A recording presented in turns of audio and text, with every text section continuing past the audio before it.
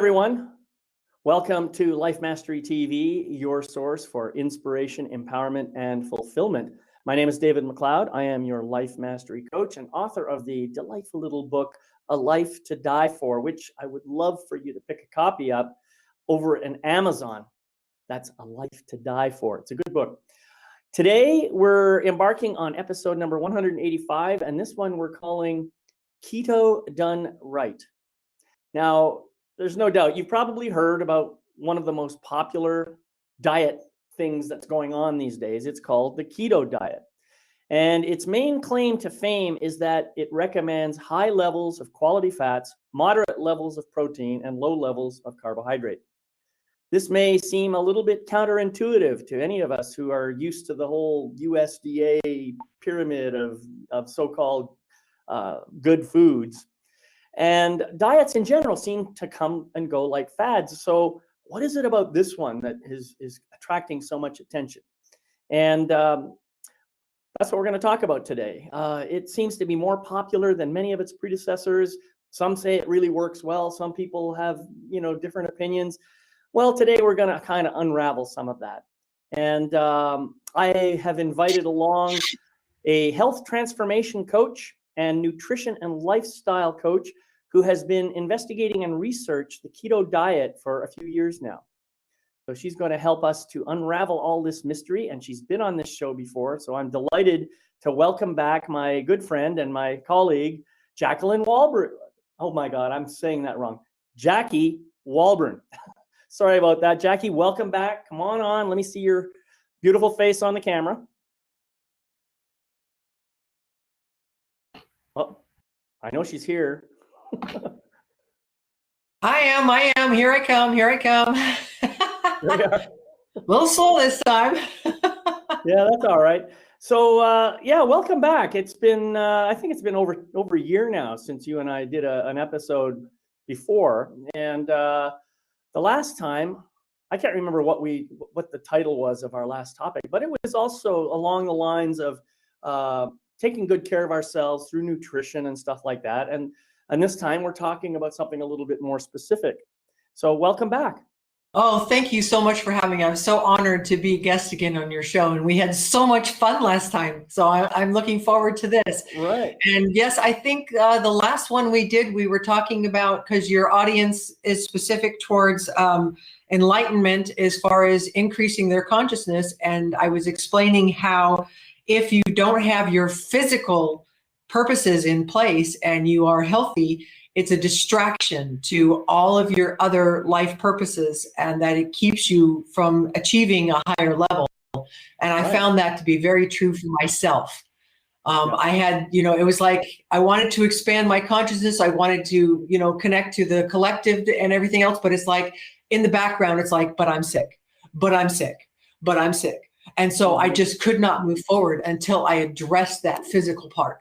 And once I did that, it was like the whole universe opened up to me, and it changed everything in my life and the direction of it, and gave me total euphoria and feeling like I was in touch with the entire universe. It was so awesome, but I couldn't do it until I actually addressed my physical illnesses.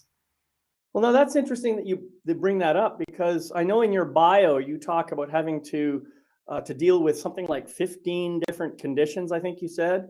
I did. Yeah, that's a pretty significant amount, and it sounds pretty intense too. Can you just walk us through a little bit of that journey about, I don't need to know the details about what you had or didn't have, but a little bit about the journey about bringing yourself back into health. Well, as I was paying attention to my blood work from my doctors, and I kept noticing things were changing and that they weren't discussing that with me. And I started asking questions, and they basically told me that once I got to a bad point, they would start giving me drugs. And I'm like, well, how do I stop it from progressing? And they're like, oh no, there's nothing you can do. No, you're not worth any money to us if you don't go through that process. Yeah, exactly. So basically I decided, okay, I'm on my own. I can't, when they told me I basically had 5 years to live, that was like 7 years ago. And it was like, it's like, okay, fine. I have to do this myself. I can't rely on anyone else, just me. and I'm going to have to just go after it and figure it out myself and do the research. And I started seeing different holistic practitioners and naturopathic doctors and functional medicine and whatever else. And I wasn't really getting anywhere because they weren't specifying on diet. And that's when I realized I've done all the detoxing, I've done all the vitamins and supplements and everything else, and nothing is fixing where I am. And then I said, you know what? There's tons of research out there about diet. It goes against everything I ever learned in my dietetics program, because I do have a bachelor's degree in nutrition. And I said, you know what? I need to give up my belief system and I need to investigate this. And once I recognized that it was my belief system getting in the way, that when I started changing my diet, everything just started to go. I mean, 40 years of pain and arthritis just disappeared in 30 days. It was just amazing. And then everything else just started falling away. I started all the obesity and everything else. I lost 90 pounds. It was just an incredible journey. Reversed my diabetes, which is basically what I'm trying to focus on, is my primary people that I'm trying to help, because there's just so much misinformation out there on it.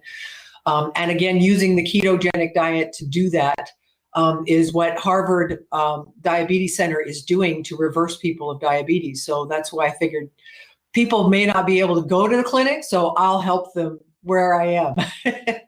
Well, sure. You know, you covered a lot of very, very interesting points there. And I'd like to just kind of bring attention back to them. One thing you said was, I realized I couldn't just rely on someone else to tell me what was so. I needed to do my own research. I needed to find out the truth for myself. That is such an important statement. And I think we all need to be aware of that. You know, yeah, I'm here as a coach, but I don't have the answers for your life. I have the answers about how you might improve your life, but it's up to you to do your own research and make your own decisions. And I'm sure, Jacquie, I'm sure you do the same thing with your clients. You know, here's what I've learned. It's worked for me. It might work for you. Let's see what happens.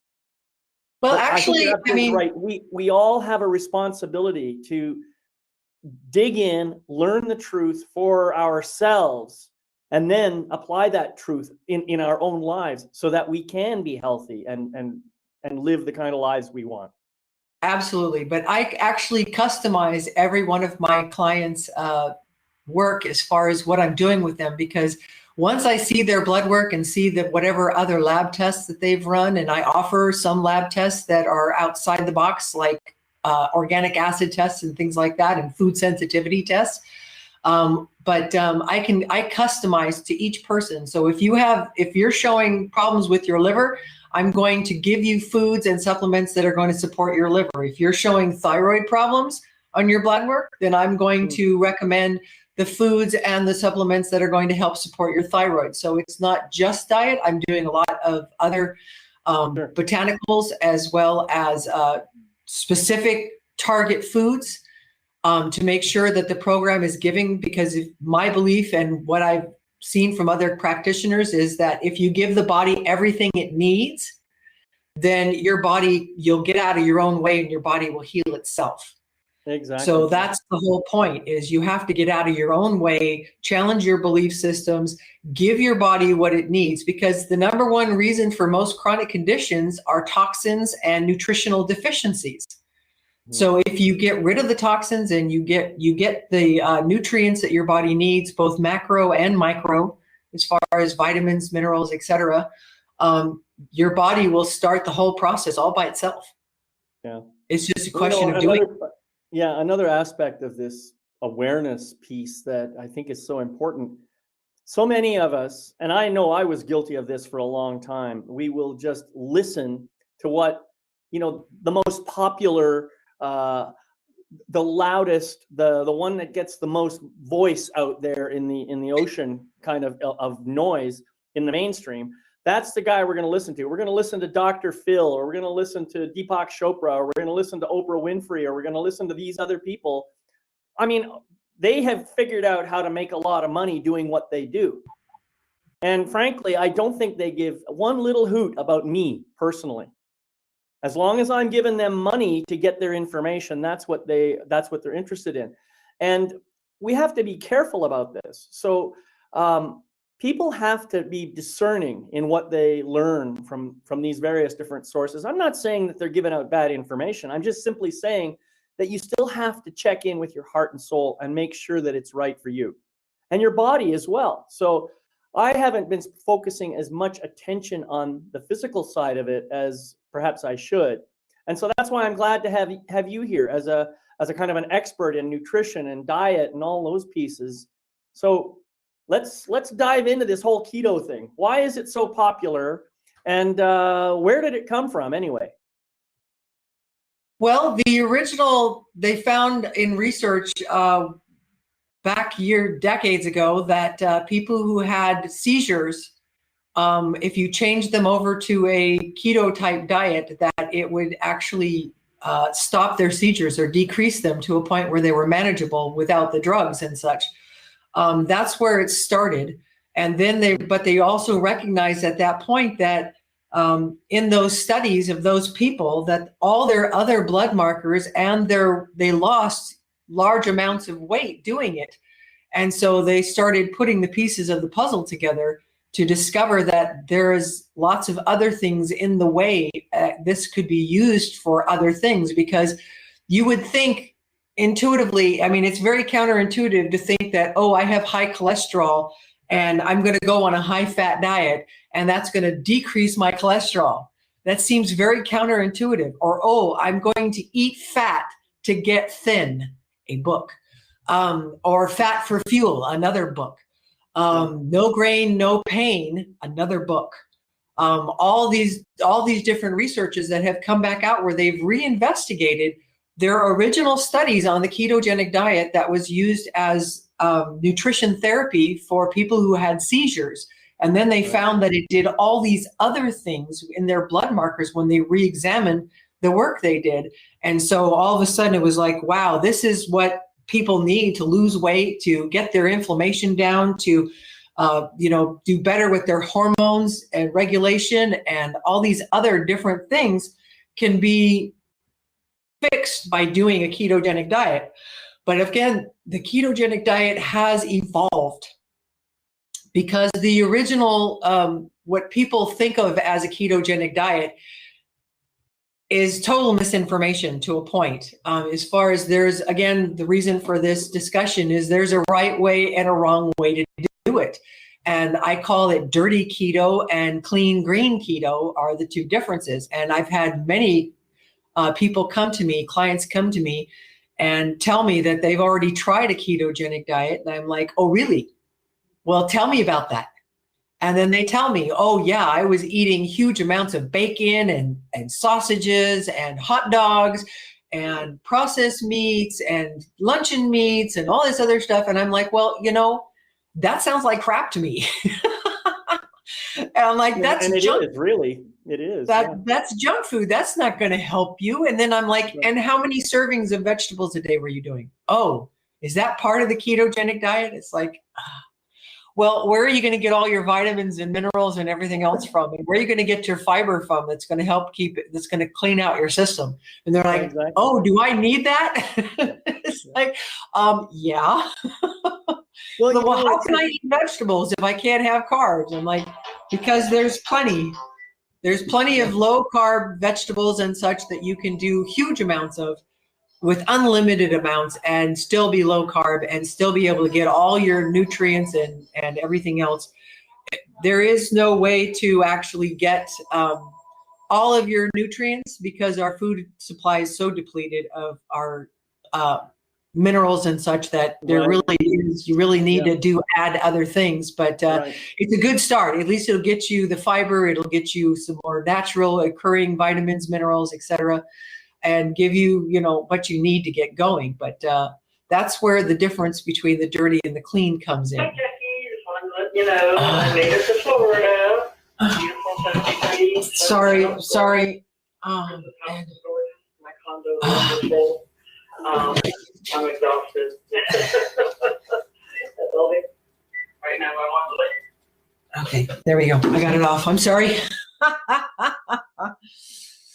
Okay. Well, now that we got that little thing out of the way. I was going to say, yeah, the idea of high fat, what it basically tells me when I hear that high fat, low carb, it's basically turning the USDA food pyramid upside down. Exactly, upside down. And inside out, you know? Yeah, absolutely. Because yeah, I remember when I was really quite fit and athletic about 20 some years ago. I was preparing for my first, and it turned out only, marathon. Of course, one of the things they recommended was complex carbohydrates. So a lot of pasta and stuff. So for quick energy when you're running, right? And they didn't talk about eating lots of heavy proteins like beef or even well, some chicken, I guess, and some fish. But mostly it was this high carb diet. And I just went along with it because I didn't know any better. I went along with it, and I did complete my marathon. I did a pretty good time on it too. But afterwards, I noticed that first of all, I injured myself, which big surprise there. When you run 26 miles and you train for months out, preparing for a 26-mile run, you're doing a lot of damage to the body. But anyway, that's beside the point. But it caused me not to be able to run anymore. So consequently, I wasn't burning the calories that I had been burning while doing all that running. And so guess what? I started gaining weight. And most of that weight came from all these delicious carbs that I love so much to eat, So I had to do a transition, and I cut down on the carbs. I started eating more pure protein, and yeah, it made a big difference. So what I have come to say, and this is my little saying now, sugar makes you fat. Fat makes you sweet. That's what I say to people now. I love it. I love it. That is fabulous. And I can attest to some of what you were saying because I was a world ranked athlete. I did 2 Olympic trials. And I still have the real javelin 12-year-old world record. Wow. At this point, that's how long I was in it. And, but I didn't know. I mean, it was funny because I would carb load the night before because that's what I was told to do. This is before even after my dietetics program, because they never said anything about carbs. This is, of course, years ago at this point. But I didn't know that I also had a genetic marker that made me carbohydrate intolerant. And I have all the sensitivities for all forms of gluten in my DNA. And so I couldn't figure out why the next day my knees would be weak. Here I am trying to compete in strength events because I was a javelin thrower. And here I am suffering from having weak knees and weak legs on the day of my competition without knowing why. And I did it for years without putting together the pieces. And it's not until I got my DNA test 2 years ago that it's like, oh my God, I was sabotaging my own athletic success with the way I was eating at that time, not realizing that I was designed for a ketogenic diet. That is my genetics. And it's just like, if I knew now if I knew then what I knew now kind of thing, it's like, wow, maybe I actually would have made the Olympic team. I would have been, full ranked or whatever and been better if I had known what I know now. But it's like, hindsight, whatever. It's just interesting to find out. But it's funny because I had all these injuries from my athletic career. I have sprained, strained, pulled, torn every single joint in my body somewhere along the way. And I had lingering issues. And when I changed my diet, they all went away. They all healed. Amazing. Finally, after 40 years, they all finally healed. And it's just like, oh my God, you're kidding. Tell me that amongst your clients, you have Olympic athletes who are interested in improving their performance. See, it seems to me you should be focusing your attention on that particular demographic. That would make you a highly specialized trainer and probably be very lucrative for you. Oh, maybe I'll have to consider that maybe further down the line type thing. At this moment, being that I'm 60 years old and being a recovered diabetic and having recovered obesity, I decided that I could help the most people because that demographic is huge. Right. But that's why I chose that as my technical specialty, as far as helping people lose weight and reverse their diabetes. But yeah, there's tons of other stuff I could do out there. Sure. As far as autoimmune conditions, chronic conditions, arthritis, and joint pain and rheumatoid and all these other things I can help with. But I haven't tried to go after the athletes at this point because I wanted to stay with the group that I am the most connected to as far as weight loss and diabetes and arthritis and such. But that's another marketing thing that I might look into. I don't know.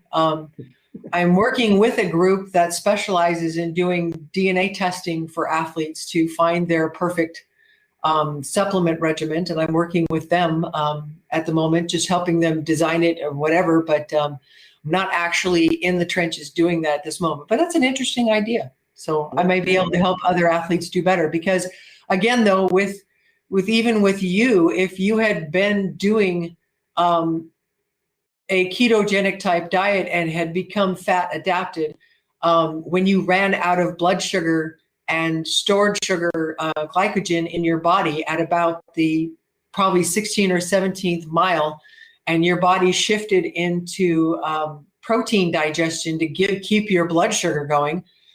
If you were fat adapted, then your body would have shifted over to burning fat instead, and you would have kept all of your energy and your muscle mass, and you wouldn't have hurt yourself. But it's an interesting idea as far as even though we think of distance sprinters, they can be sugar, but your endurance events actually do better on a fat adapted diet. Not necessarily keto all the time, but going in and out of ketosis so that they are fuel flexitive or flexitarian or whatever they call it, fuel flexible, so that you can actually, your body is capable, your cells are capable of shifting from one energy source to another. All right. So you just mentioned one of the key elements of the ketogenic diet, which is ketosis, and that's the process that makes it work. Can you just explain for the people what that really means? What is ketosis and why is it a good thing? Okay, well, ketones is a fuel source. It's actually like high octane fuel compared to dirty sugar, glucose. So it actually, when your fats get converted for energy, they go into ketones, which are then used by your cells as an alternative energy source. And the reason that ketones are better for you is your body is actually, we are genetically set up. I mean, this is part of the misinformation that your body needs sugar to run on. No, it doesn't. There are no essential carbs. There still aren't. There never has been. And that's the interesting part. But if eating fat, once you get your body fat adapted, then you make ketones and then your body burns those for fuel, which are much cleaner, much more efficient. And you can actually go longer. And then when you start running out of ketones, then your body immediately shifts to your fat stores and starts burning that for energy, which again also has another side effect, but we can maybe we'll get into that in a little while. Yeah, it's a cleaner fuel that your mitochondria, the little powerhouses inside your cells, it bypasses like half of the processes that are required to turn glucose into ATP energy, which is your cell fuel source. But ketones and ketosis actually it's a cleaner fuel, so it actually converts faster and actually cleaner and has less metabolic waste than being a sugar burner. So it's actually our ancestors had to be fuel flexitive because food was not always available 24/7. They actually had to go hours, if not days, even longer sometimes than that, weeks without food. And if they didn't have the flexibility, they would just burn through all their muscle mass until they died. So you have to teach your body how to be fuel flexitive and actually learn to burn ketones instead, so that you have that fuel source available to you. And it's a process. Some people can dive in and do it rather quickly. Other people, it takes a little bit longer to do the shift. But yeah, like I was starting to say, there is some consequences there because, see, the reason for a lot of people being overweight is because of your toxic load. And what happens is that when you have too many toxins in your body from your environment, which includes the food you eat, your body can't get rid of your liver, can't get rid of it fast enough. So your body shoves it into your fat cells. And if you don't have enough fat cells to store all those toxins, your body will make more so that it has some place to put those toxins. And so when you start losing weight, those toxins start getting released. And so you have to do some kind of a binder like charcoal to actually keep your body from being overloaded and sabotaging your own diet by saying, no, we have to have those toxins in fat. Put more fat on, cravings. All right, so there's a couple points that I want to get back to. First, just to make sure I understand, so ketosis is the process of transforming fat into ketones, is that right? Or did I misunderstand? Nope, that's it. Okay, and then it's the ketone that ultimately gets burned by the mitochondria. Correct. Okay, good. Now, the other thing that you said, which, I agree with you 100%. You have to teach your body how to do this. That seems really counterintuitive.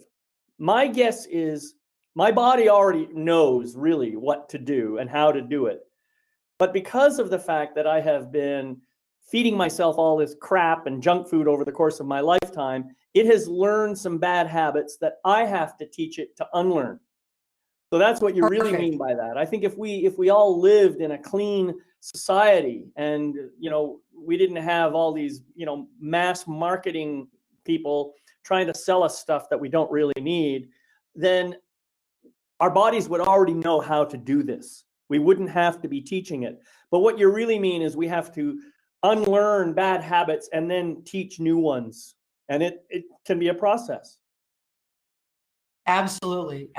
So yes, some people can jump in pretty quick. Some people have to take time before they can actually get away from the cravings. You have to readjust your microbiome, which is full of sugar eaters, to get to the ones that will actually form ketones like butyrate in your intestines so that you can actually have access to that fat energy to be burned. So there's quite a process involved as far as getting there. But again, want to get to the actual proper diet because, of course, I started off with dirty keto as far as people eating industrial oils and eating deep fried this or that meats or whatever, thinking that that's industrial oils. What industrial oils are we eating? Come on. Pop it up. Well, that's the biggest problem with going out for restaurant or fast food is because they're using the industrial vegetable oils, which are actually toxic to the body.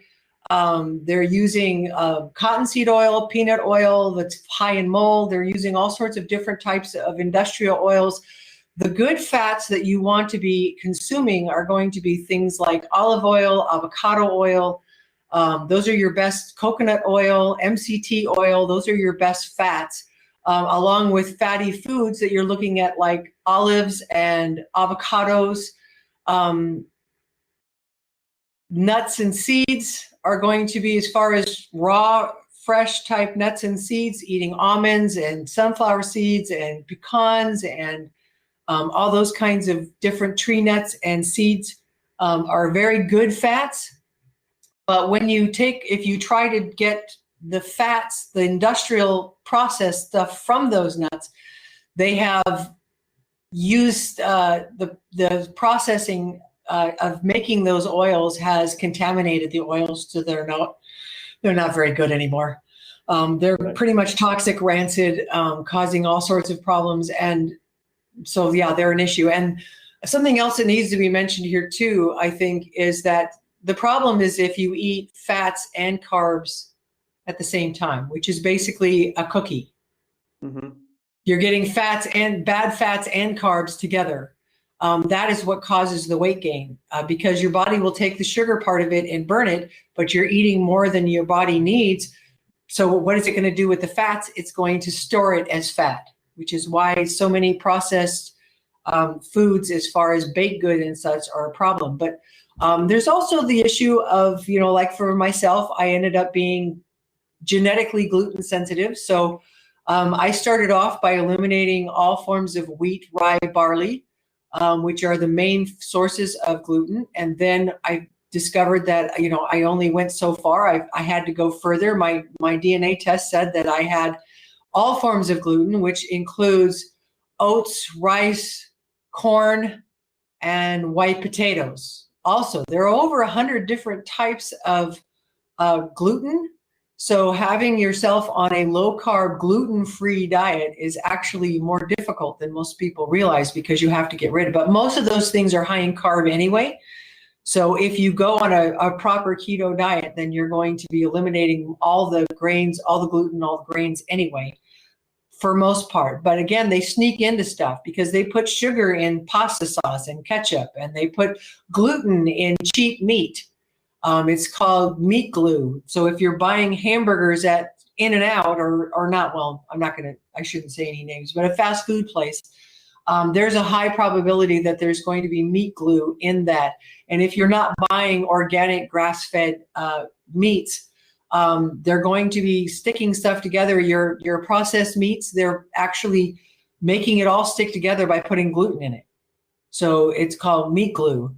That's how they're making all of their processed meats, your sliced deli meats, etc. Unless you go organic, then they can't use it. So that, again, a lot of people are thinking they're doing it correctly when they're not. So you have to eliminate those different processed foods to make sure you're not getting any gluten exposure there too, in case you have a gluten sensitivity, which the estimates are very differing. Different experts have different opinions on that. Some say that it doesn't matter because all people are sensitive to gluten and will cause damage to everyone. It's just a matter of what they call oral tolerance, which means that once your body can no longer heal the damage fast enough, then you're going to start having symptoms and having problems. But anyway, that's another key part of a proper ketogenic diet. To get to further parts, what I have coined as the clean green keto diet, to be able to get all the fiber and all the nutrients that you need to do 8 or more cups of vegetables a day. That means like 2 with breakfast, 3 with lunch, and 3 with dinner. That's cups, people. That's cups. Some people probably don't eat 8 cups a week, let alone 8 cups a day. Exactly. And that's the kick. That's the kicker right there. And I know that people are probably going, oh my God, I can't eat that. It's like, yes, you can, because you can do a 3 or 4 cup salad every day with organic spring mix, and you're going to get halfway there. And then if you do a cup of broccoli and a cup of green beans and a cup of cauliflower with your dinner, you've already met it. And then the other side is, oh, well, I don't really like salads. You know what? I can get a whole salad into a smoothie. Well, and I can put chocolate. I can put chocolate in there and make it taste good. I do have my my smoothie every couple of days, and I use I get these big 1.5 pound bags of spinach, and I'll use, I don't know, maybe 2 or 3 or 4 or 5 cups of just into the smoothie. And it's amazing how little of that comes out. I use first of all, I juice it. So it's amazing how little of that comes out in the pulp, and the juice goes directly into the smoothie. And it just makes it so delicious. I love it. It's really good. Well, I'm actually a big fan of Suja Mighty Dozen. I have never heard of that. Juice. It's a cold pressed juice that's organic, that actually has 12 different things in it, which spinach and kale and apple and celery and all these other, and it's actually really delicious. And that's what I use for the liquid in my smoothies. Right. But then again, I'm putting in beets, I'm putting in spring mix, I'm putting in, to get all the fiber, I'm putting in chia seeds and flax seeds, I'm putting in bone broth collagen protein powder. I'm also putting in a greens powder on top of that, because again, the only way for me to get that 8 cups in is the smoothie. I'm going to get like 5 or 6 servings just in the smoothie. And then I add a half a cup of berries to it, frozen berries, and then a scoop of raw cacao powder, and it turns it into a chocolate smoothie. You can't taste anything. It tastes like a Wendy's Frosty to me at this point anyway. And it's plenty sweet, and it's plenty good, and it's thick, and I have to like eat it with a spoon and everything. It's cold, and it's absolutely, I still have it almost every day. Yeah, I mean, it's that good that I can still, 5, 6 years into it, I'm still doing my smoothie every day for lunch. It's too cold in the mornings. I can't, I have a hard time drinking a chocolate Frosty for breakfast in the morning for some reason. So I do it for lunch. I can relate to that. But again, so you mentioned a lot of things that people would have to remove from their diet if they want to go straight, the clean keto. And some of those things, I have to say personally, I'm not sure I want to get rid of them. For example, I love bread, and fresh homemade bread. I love it. And so I'm probably not going to give that up. You don't have to, though. You can make your own keto bread, and they're now selling a sliced keto bread at Costco. I haven't looked at the ingredients enough to be able to tell you. It's not perfect, but at least it's there. I mean, when I started my shift, I started off with Costco's gluten-free bread, just to get past, the sandwich thing every day. And then I shifted over to, I make a lot of my own breads. I have a great recipe for English muffins that I also use for hamburger buns. Mm-hmm. And so I can have, like peanut butter and honey on a toasted muffin every day for breakfast if I want to. It's only like 5 carbs for that. So I'm getting that bread. And then I have tons of recipes for different types of keto breads. I know Dr. Osborne sells on his website, Gluten-Free Warrior. He has a warrior bread that is, I believe, low carb as well, that you can buy the mix for, and you can make it in your bread maker. But there are tons of recipes I have made and sliced up my own paleo or keto type breads, and they are fabulous. I just didn't. I mean, I used to buy some of the pastas and such, the gluten-free pastas, and it's just, I just rather have just zucchini sliced up and chopped up and put in instead of any of that. So I'm sorry, are you using zucchini in place of flour and that sort of thing? Is that what you're saying? No, actually, you can like slice up zucchini slices and quarter them, and then saute them, and then add your pasta sauce and whatever else, and make a meal out of it. And you can zoodle it, what they call you can buy zoodles of zucchini or other things, different types of squashes that you can buy, or you can buy your own zoodle maker. Right, it's a real simple little hand piece if you really want to. And I know that at my Sprouts store, they actually sell something that's shirataki noodles that actually are very much like Chinese glass noodles, but they have 0 carbs. So if I really want to, suck up something for pasta, I can make those and feel like I'm having pasta. And I have made zucchini lasagna, where you actually take a shred or a slicer, and you actually make long strips of zucchini, and then you place them into the bottom of the pan, and you put all the toppings you want for your lasagna in there. And I couldn't believe it. I made it for my organic gardening club for our Christmas dinner. We chose Italian to be our theme that year. So I made a dairy-free, gluten-free zucchini lasagna, a big giant pan of it. And oh my God, people were coming back for seconds, even beyond the regular lasagna. It was that amazing. So there are always workarounds, anything and everything that you want. I have over 1,000 recipes on my Pinterest page. that people are welcome to go in and get all sorts of different recipes anytime to do that. But anyway, yeah. So anything else? I want to get to dairy. Well, you've been talking about just the overall approach to the ketogenic diet and the things that you can put in, the things you can remove and stuff. And you also talked about the health benefits that, you yourself have gone and eliminated a bunch of different sicknesses. And I'm assuming as a result of that, you have improved awareness, you are more alert, more energetic. Just tell us a little bit about that. Well, one of my 15 conditions was chronic fatigue. And when I finally changed over my diet and I started progressing in fixing everything, my energy came back and went through the roof. I have more energy than I have had in like 40 years. I mean, I am like, there is no limit to what I can do. I mean, it's just amazing that I have so much energy and so much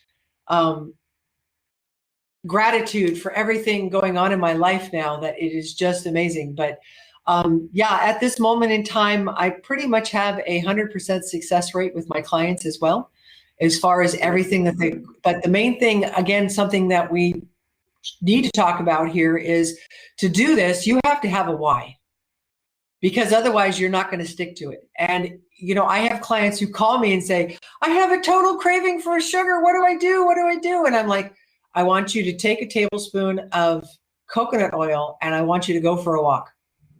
And they'll call me back in 20 minutes and go, oh my God, it's gone.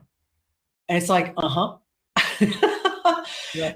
It's simple things, simple hacks like that. Or I'm at the store and, they call me, I'm at the store and I'm looking at this product and I'm not sure that it's good. And they'll point their phone at it, and I'll see it and I'll tell them, show me the ingredients. And I'll go, nope, you don't want that. It's got something in it, that you don't want. Always the first question, is it organic? Because again, toxic load is the big issue that needs to be addressed. I have my clients all dairy free. That's the other side of the coin here, as far as the clean, green keto. Not everybody has access to, I know I was completely addicted to dairy as far as cheese goes. And I was really surprised that I lost 30 pounds in 60 days when I gave up all forms of dairy. I was like absolutely in shock. And I didn't, at that point, I had read the research talking about how they had hybridized the cows here in California or in United States, and that it had mutated the protein casein, so the body doesn't recognize it. So it causes an immune response, which causes inflammation for people.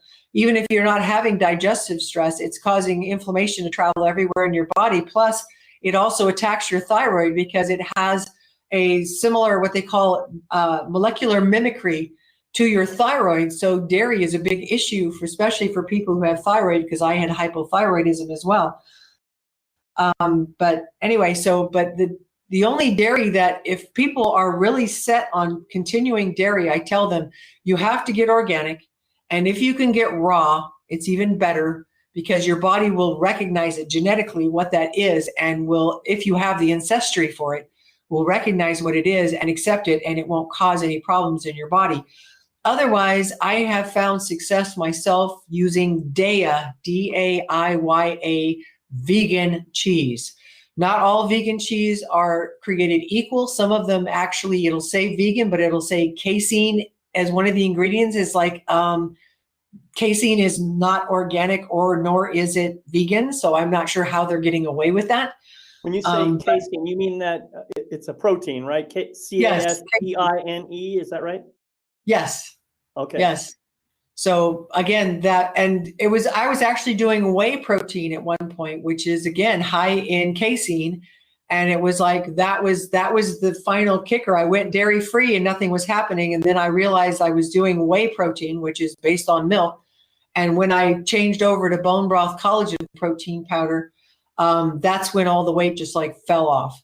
All that inflammation, all that was causing in my body. So I usually have people go with, try to get their get coconut cream into your coffee or almond milk into your coffee.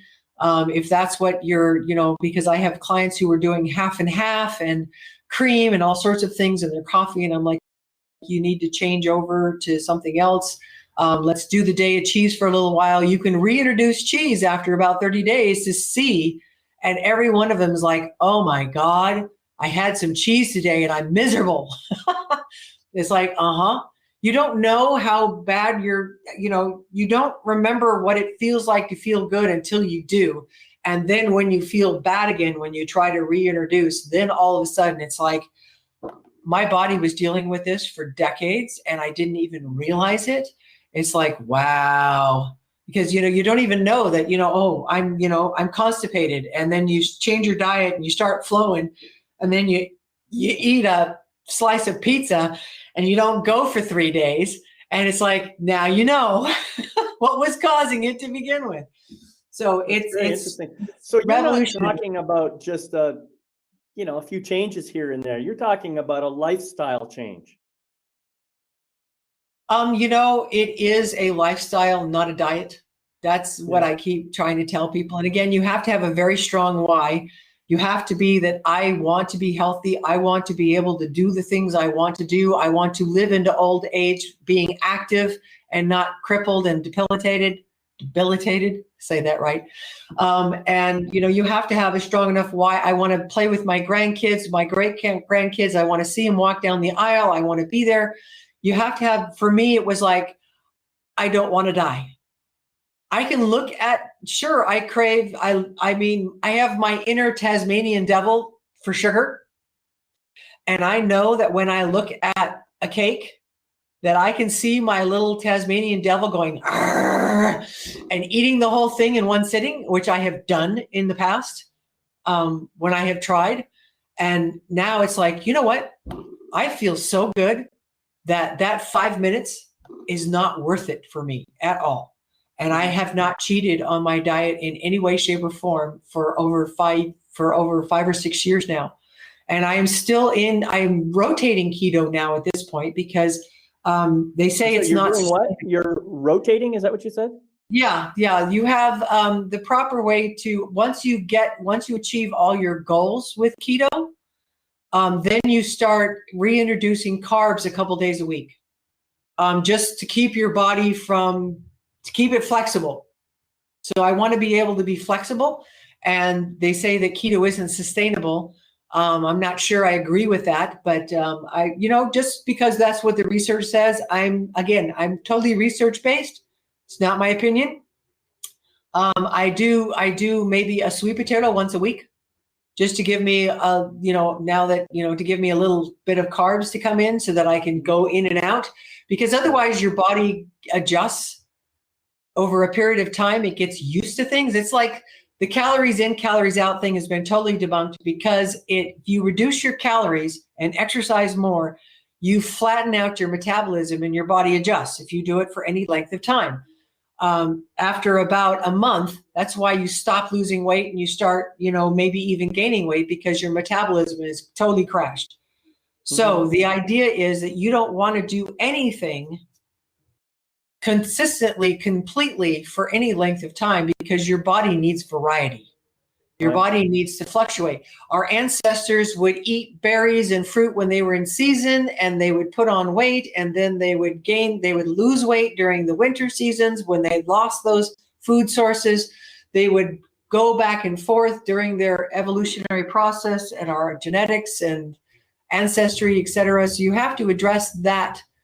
Might be an elephant in the room. So basically, after my clients achieve their goals, I tell them, now you can start once every 30 days reintroducing stuff and see where it takes you. And then they get back to me after 6 months and they say, well, I'm starting to gain weight again. And I'm like, what have you added and how much and how often?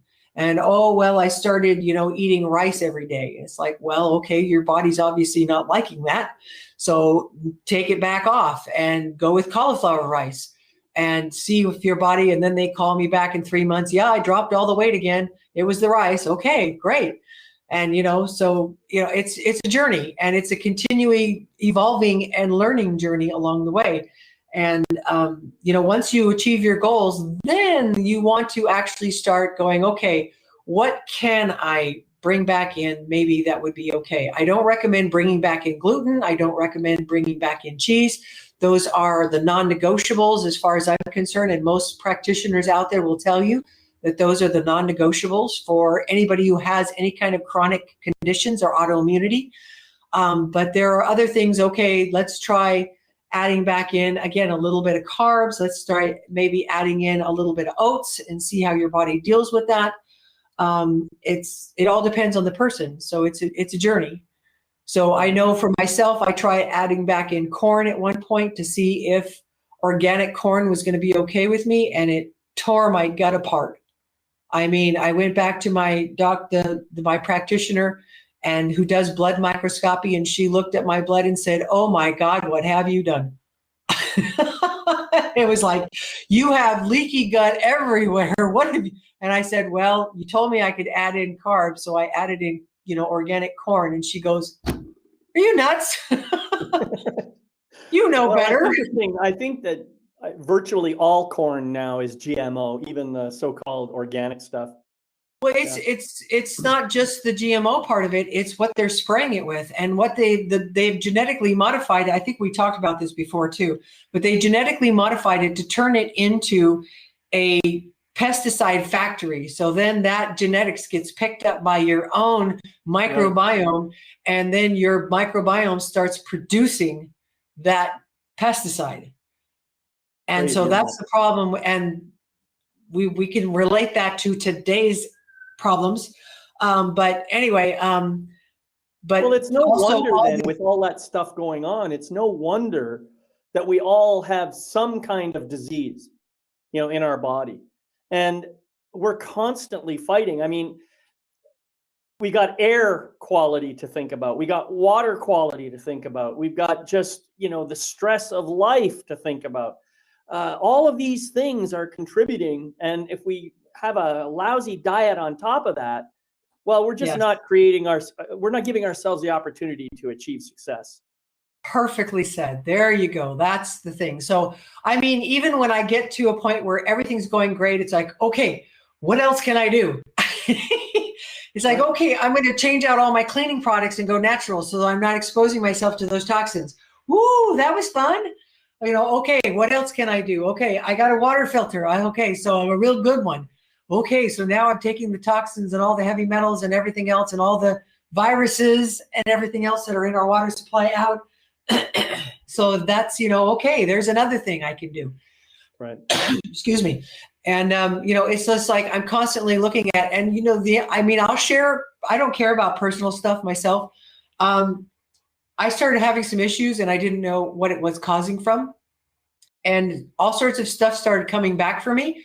So I decided to run an organic acid test on myself. And I just got the results back a couple days ago. And everything was absolutely perfect except for the very first page, which are microbes. And I tested very high for mold. And so I went through my house and I found mold growing in my windowsills. I found mold growing under the mats in my garage. And I found mold growing on my patio cover, on the underneath portion of my patio cover. And so I'm remediating all of that, and I'm doing a protocol to help myself remove all of that. And so, again, it's a constant journey. When something shows up, you got to find the root cause and go after it. And so I'm looking forward to my journey continuing and improving and, continuing on into late age where I can continue to hike miles and ride my bicycle, for miles and walk for miles and go to the gym and do yoga and, whatever else. That javelin. Oh no, I'm not going to do that to my body again. Like I said, I tore every joint, every muscle, every ligament, your body is in much better shape right now. You might be able to do it. Actually, I have considered going back to the discus because that was my second best event, and it's not so hard on the body. But again, when I was in training, I was benching 200 and something pounds. I was squatting 400 and something pounds. I was one of the strongest women in the country at that point without drugs, without steroids or anything. And so, it's very brutal to actually compete at that level, but nothing says I have to compete at that level. But No, I still have some javelins and some discuses in my garage, and I may, out of boredom somewhere along the way start doing that. So yeah. Or you could turn them into art. No, they're my home protection devices. Oh, right. So I wanted to get back to a little bit here. Talking about diseases, you have already talked about helping people to reverse, and yourself, I think, reversing diabetes, and there might be some other things that you mentioned. But can you just give us a little list of some of the common diseases that people probably deal with, the chronic things that can be helped significantly by switching out and going into a ketogenic diet? Well, okay, that's actually a great one, because one of the other things that I had was chronic candida. And candida is a yeast that normally lives in your intestines under controlled circumstances. But when you have a poor diet and you have heavy metal toxicity, it grows out of control, and it can take over and actually penetrate through your intestinal lining and get into your bloodstream and cross the blood-brain barrier and give you all sorts of things. And they have found in the research that most of your dementia and Alzheimer's and Parkinson's people actually test positive for candida. And there's the estimates of the candida experts out there estimate that it is an underlying low-grade infection that many people have that they don't recognize, that causes them to gain weight, causes them to crave sugar, and causes brain fog and fatigue, and it steals all your nutrients, making you nutrient deficient. And it's the chemicals that they release into your body are so toxic. You can actually have it so bad that they call it autobrewery syndrome. Because again, it's a yeast that actually produces alcohol. Right. And it can actually, the overgrowth can be so bad that you actually feel like you are intoxicated all the time. And you can actually test positive on a breath test. That's what I was going to think. For alcohol. There have been several lawsuits people have won because they have gotten diagnosed with autobrewery syndrome and got out of DUIs for that. But anyway, not suggesting that. But again, a lot of the brain fog and a lot of the sugar cravings and everything else is a low-grade infection. And I usually have all of my clients do a detox. I give them mild detoxing, and I give them antimicrobials to take down any possible candida or other fungal or other microbial overgrowth as part of their program with my 30 Days to Change program. So I usually put them on both those things to start, because again, if you have other things out of control, and again, yeast feeds on sugar, it feeds on carbs, and it is so smart. We share like 70% of our DNA with yeast. And they are very smart. They know how to make biofilms so they can protect themselves when you go after them. To get their survival, they can actually enter your cells and combine with your DNA to make you a hybrid organism. I mean, it's just incredible. But anyway, it's a parasite, really, is what you're saying. It is. Yeah. It's a natural symbiont that can become a parasite. Right. And it has one more thing that we have to cover. We're getting close to the end of our time here. I want to make sure we talk about withdrawal from carbs and stuff. I think you call it the keto flu. I want to talk a little bit about that so people understand that that's something they may go through, and then tell them how to deal with it.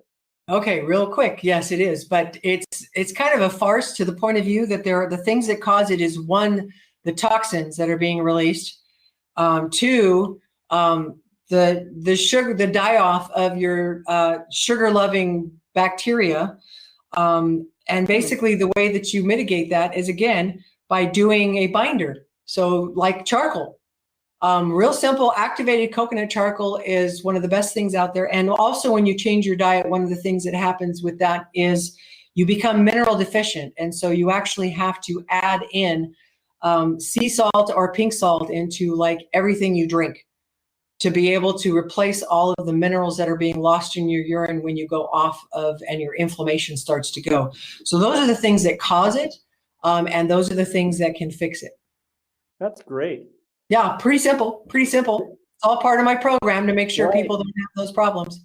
Well, listen, Jacquie, like I said, we're getting close to our end time here. And one thing I forgot to ask you before, I know that you have like some kind of a gift or a sign up or something for people who want to find out more about this. Can I put something on the recording page so people can sign up? Can you Absolutely. send me that? Yeah. If they go to my website, I have a free thing there for diabetes, which is again going to be ketogenic based as far as all the things that help. I have papers on my website, realhealthsolns.com, that they can get. They can contact me, ask questions. I do free email consultations, and I have a book on Amazon as well called great. Heal Thyself Naturally, which actually covers everything. All the natural things out there. So again, it's on Amazon that they can get that too. Right.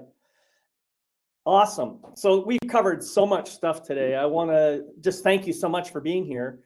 And I want to give you one more chance. Is there maybe in the next 2 minutes or so, do you have something you'd like to say to people before we close out this episode? Well, I'm going to reiterate what I said at the beginning now that everybody, if they've lasted this long, that if you do not heal the physical body, it's hard to go spiritual. It's hard to have your life purposes in other directions if you don't take care of the physical here. It keeps you in a lower frequency. If you want higher frequency, you're going to have to heal the body, the physical body, so that you can reach a higher level of consciousness and increase your frequency, so that you have all the joy and gratitude in your life, and you can connect to the collective consciousness and reach your spiritual goals, etc. You have to address the physical body.